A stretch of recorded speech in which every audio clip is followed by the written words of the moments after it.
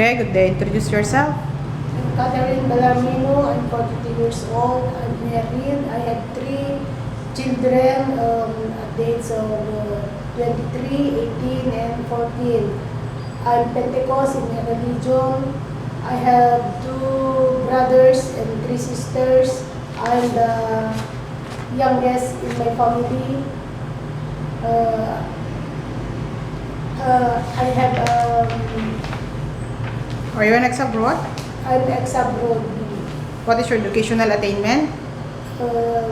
Domestic helper. Educational attainment. Did you finish your college? I'm high school graduate, ma'am. Okay. So you worked before in what country? Qatar, ma'am. Qatar. How long you worked in Qatar? 2 years, ma'am. 2 years. And how many members of the family did you serve? 8, ma'am. Who are the 8 members of the family? The mother, 1 brother, 6 daughter, and 1 granddaughter. Okay, so it means your employer have a brother stay in the house, or that his son?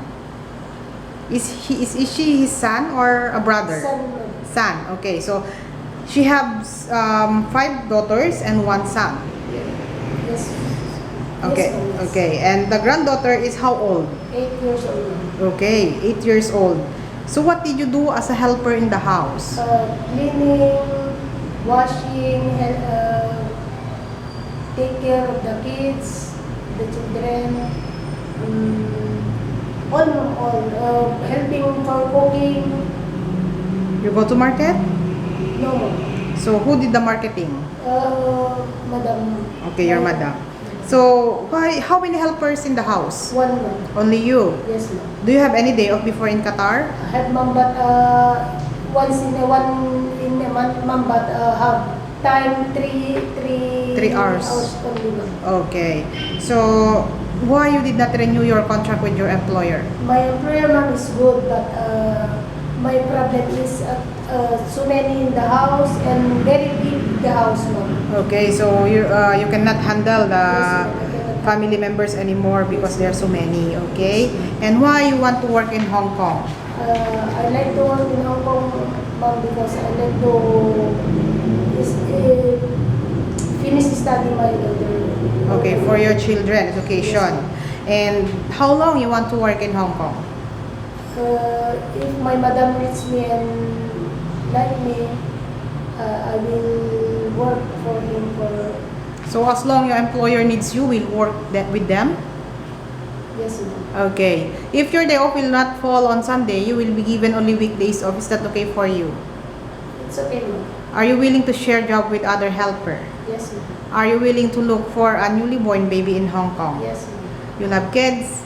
Yes, ma'am. Can you handle naughty kids? Yes, ma'am. Okay. And are you afraid of any pet? No, ma'am. If ever, are you willing to learn how to cook Chinese food? Yes, ma'am. Your future employer is if ever there's an emergency in the Philippines, what will you do?